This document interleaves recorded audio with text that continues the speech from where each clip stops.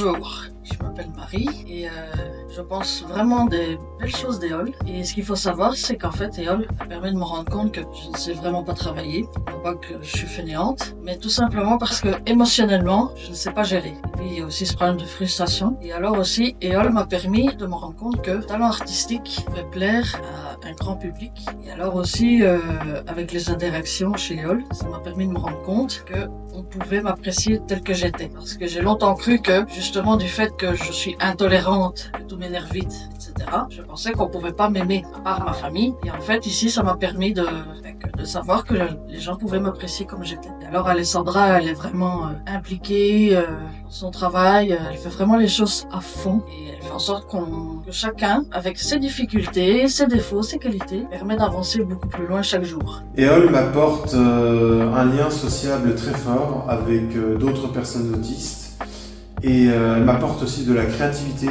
Alors, Éole, c'est un centre qui m'aide beaucoup, où je m'y habitue fortement et où j'adore faire plusieurs activités. Avec Éole, je cherche des formations, j'apprends à me connaître et à savoir vers quel domaine je veux m'orienter professionnellement parlant. Ça m'apporte en fait à créer des projets par la suite, à trouver le chemin que j'essaie de construire, que j'essaie de guider et qui me permet vraiment de concevoir ces projets dans le côté de la vraie vie, mais surtout au niveau personnel. Qu'on peut avoir une créativité, de comprendre le monde qui nous entoure et d'avoir un lieu de paix, de création, de bien-être et surtout comme si on avait une famille. Je dirais solidarité. Tremplin. L'imagination. C'est de l'éducation. Alors moi, Éole m'a aidé à mieux me sentir.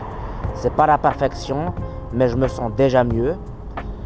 Et surtout, Éole m'a aidé à trouver un travail pour que je puisse enfin toucher mon rêve, c'est-à-dire d'aller en classe affaires avec Air Canada. Merci à cette ASBL.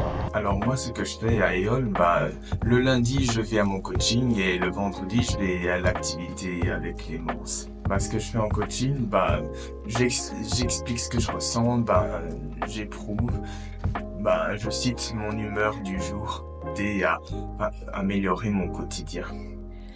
Comme activité Éole, je fais beaucoup d'art plastique, je suis très fort en dessin, mais je fais aussi l'atelier théâtre tous les vendredis. Art plastique, jeux et piscine. Qu'est-ce que tu fais à Éole, toi, Gaspard? À Éole, je fais de la natation, des jeux de société, de l'art plastique, je fais du théâtre. Je viens pour art plastique, pour dessiner, pour atelier écriture. Je viens aussi à méditation tous les jeudis. Est-ce que tu as trouvé des bénévolats? Je vais deux fois par semaine, mardi et jeudi après-midi, dans une bibliothèque, tout près à l'arrêt Sainte-Catherine. Et mes collègues sont gentils avec moi. Qu'est-ce que tu aimes bien à Éole? Tu as des amis à Éole? Je discute avec mes amis. C'est qui tes amis à Éole? Sophie, Achille, Gaspard, Boubacar. Même si je ne vois pas Charlotte, c'est ma meilleure amie. Super. Je m'entends beaucoup. Je vais ouvrir un dessin. Pour les ateliers et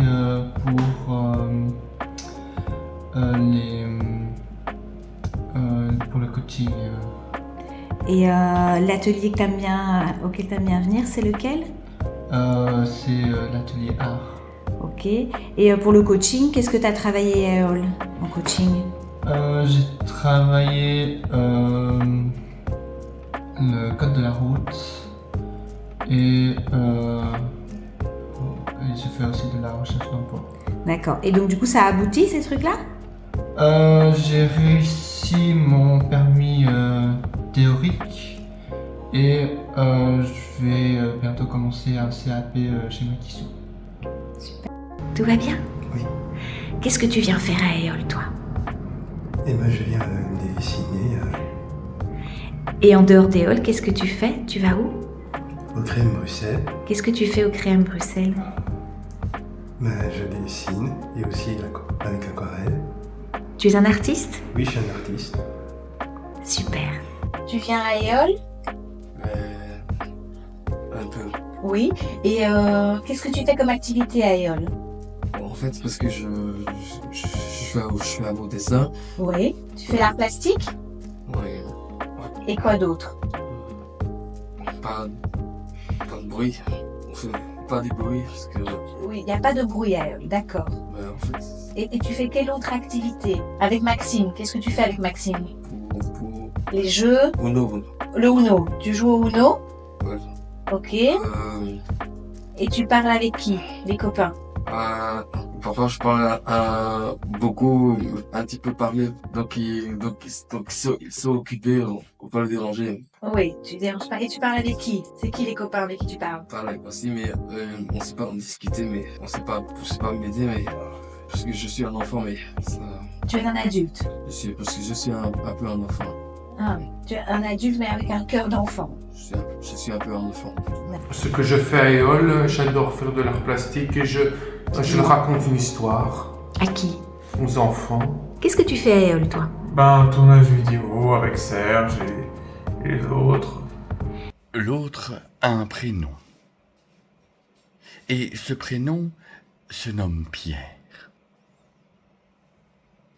Je ne dis rien. Allez, retour à la vidéo.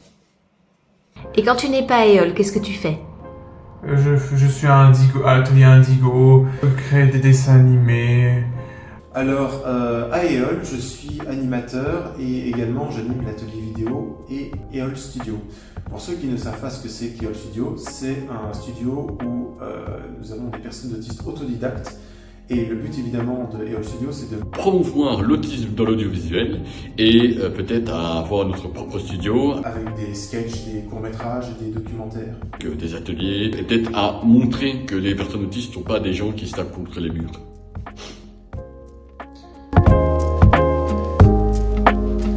Après Éole, soit acteur, vidéaste et réalisateur.